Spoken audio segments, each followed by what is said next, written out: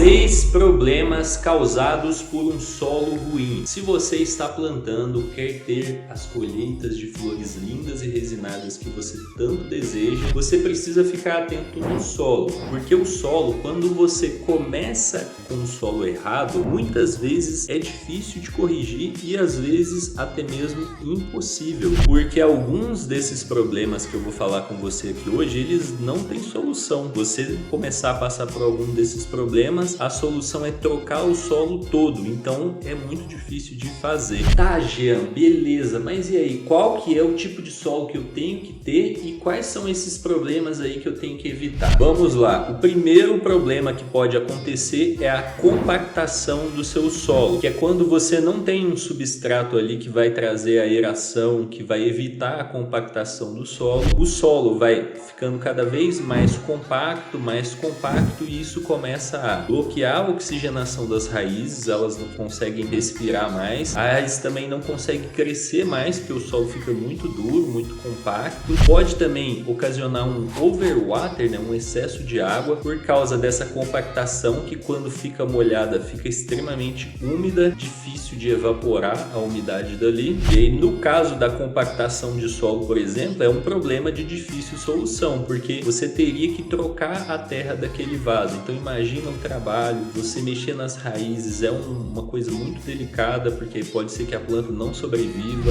O segundo problema é a transmissão de doenças, como por exemplo o Fusarium, que pode vir de um solo contaminado. Se você usa um solo que você não sabe a procedência ou que ele já está contaminado, ele pode sim passar doenças para a planta. E aí tem doenças como, por exemplo, o Fusarium, podridão de raiz, que matam a planta de uma vez. Tipo, você vai lá e tal, pode matar a planta de um dia para o outro e muitos desses problemas não tem solução, não tem remédio para o Fusarium, por exemplo. O terceiro problema que pode acontecer com o seu solo é a demora para secar ou a drenagem insuficiente, que basicamente é a mesma coisa. E é quando o seu solo absorve muita água e fica com aquela água acumulada, ela não drena com facilidade.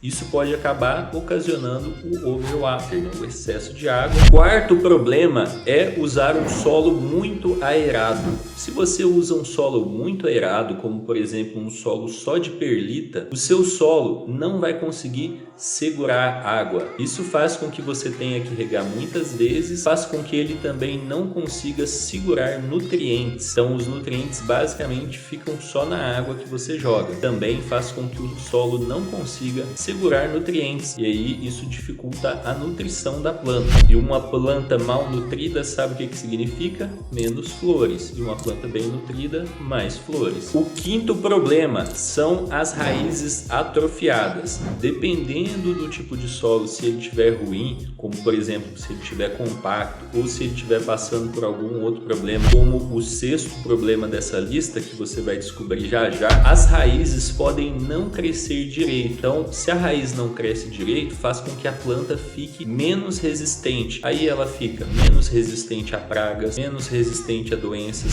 menos resistente a suportar flores maiores.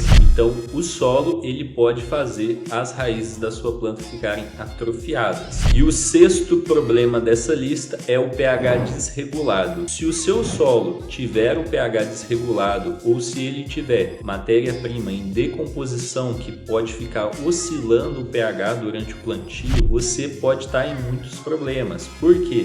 A sua planta pode atrofiar as raízes, como eu falei, ela pode não conseguir absorver os nutrientes. E se é um solo, por exemplo, está desregulando o pH, né, que está com matéria em decomposição ali, e o pH fica oscilando, aí não tem o que fazer, não tem solução para isso. A única solução é trocar aquele solo. E aí, para isso, tem todo aquele problema de mexer nas raízes. Então, pH desregulado é um grande problema de solos que não são bons solos. E como que você faz para escolher um bom solo para sua planta, então? Bom, no meu caso, eu uso aqui o substrato Sphagnoptex 5050 da Favorita Substratos. Ele é um substrato de 50% turfa, 50% perlita, de extrema qualidade, feito com matéria-prima importada, com pH regulado, por uma empresa com décadas de experiência, é uma empresa do ramo que produz substratos premium de extrema qualidade, e esse é o melhor substrato que eu já experimentei no meu cultivo e garanto que com ele você não vai ter nenhum dos problemas dessa lista, beleza? Então, se você também quer plantar com os substratos premium da Favorita no seu cultivo, você encontra os substratos da Favorita nas melhores grow shops do país. Eu gosto muito da marca Favorita porque ela é uma marca que está no Brasil já há muitos anos e que ela agora está olhando para o mercado da nossa plantinha.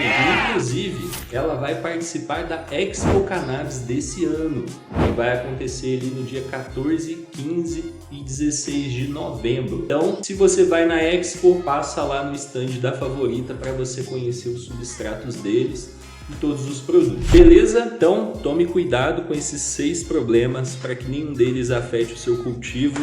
Beleza? Tamo junto e até o próximo vídeo.